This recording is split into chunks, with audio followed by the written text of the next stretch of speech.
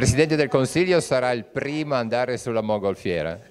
Ma, insieme agli altri amici e collaboratori. È un'iniziativa credo estremamente importante che si pone l'obiettivo di valorizzare ulteriormente il nostro santuario, che ha una valenza unica per la nostra città, un rapporto, un legame strettissimo, 461 anni di storia, con un rapporto con Montallegro che si è consolidato di generazione in generazione e fa esaltarne le valenze non solo religiose, che restano fondamentali e pregnanti, ma anche gli aspetti paesaggistici, culturali e storici, con la possibilità attraverso la funivia in 7 minuti di salire dal mare alla collina con un panorama eccezionale ed unico. Avevamo un sogno, quello di riuscire a valutare il santuario di Montallegro. Deve essere conosciuto di più, deve essere frequentato di più. Come?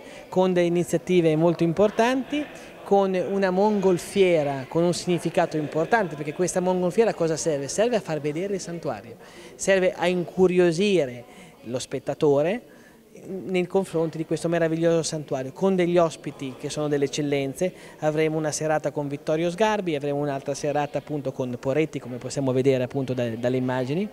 E non solo. Un'altra scommessa importante la sta facendo il sindaco in primis, è quello di riuscire a dare un collegamento tra il santuario e la città anche notturno. Questo naturalmente ha una visione completamente diversa del nostro santuario, quindi con un'evoluzione del santuario e con una disponibilità di accesso al santuario nei confronti della nostra città completamente diversa.